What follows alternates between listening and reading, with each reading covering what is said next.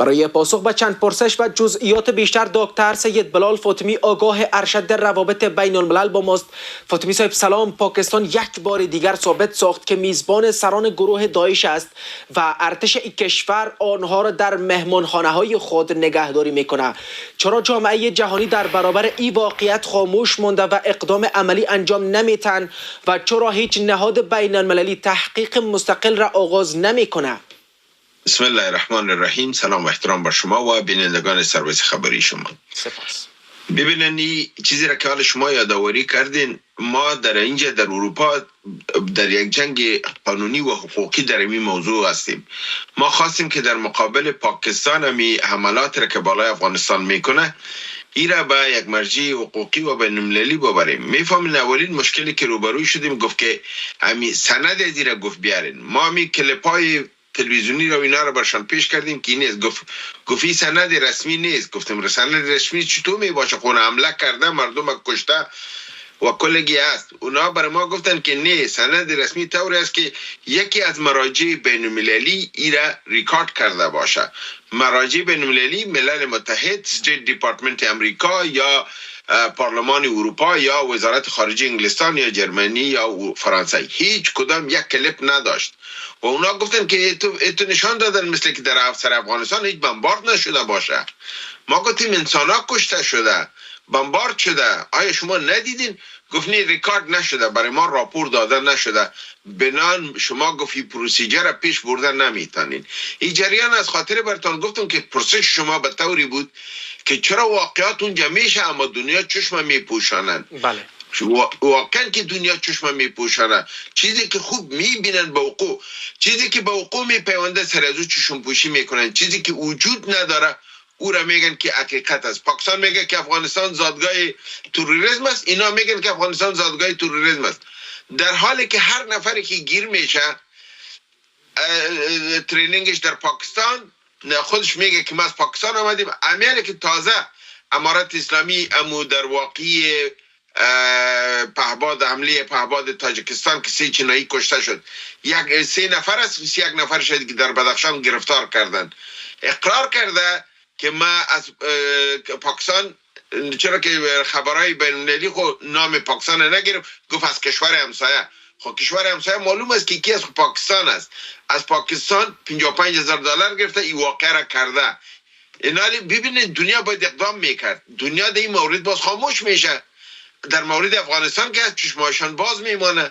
وقتی که پاکستان جنایت میکنه نامی دور در لیست جنایتکارا و تروریسم نمیارن. وقتی که نفر گیر میاد از تاجیکستانی نام تاجیکستان نمیارن، مگر نام افغانستان نمیارن. بنان یک تیوری دسیسه یا کانسپیرسی تیوری که برش میگن، این اونمو مشکل است که در اینجا تیوری توطئه کار میکنه. تیوری توطئه به طوری است که دنیا با این متحد است که در یک نقطه جهان باید یک حکومت اسلامی که به اساسات اسلامی استوار باشه او را نمیپذیرن. درست. و این گپ ما بارها گفتیم که این در 3 مقطع تاریخی گپ صورت گرفته. درست.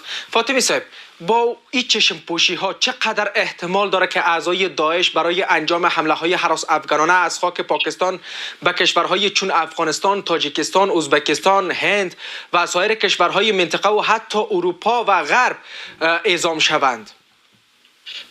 به اروپا و به غرب خو اعزام نمیشن، چرا که اونا پول میتن، اینا ترینینگ میکنن، این بعد امرای بادارای خود نمیکنن.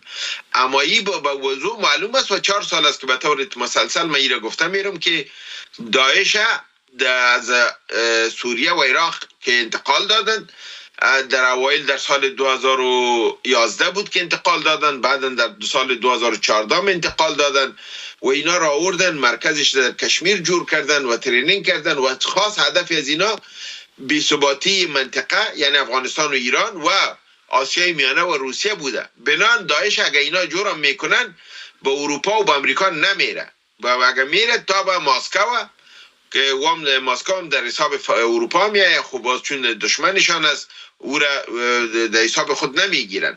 بنان اگه این چیز میکنه و کلگی ضررش در این منطقه است، چرا که تمویل میشه از طرف غرب، ترینینگ میشه از طرف پاکستان، افرادش هم اینا خودشان در بین خود جایش برش معلوم است که از کجا برابر میکنن و او را ترینینگ میکنن، مصرف سرش میکنن و میارن منطقه را بی ثبات میسازن. منطقه بالخصوص افغانستان، ایران، آسیای میانه و روسیه را.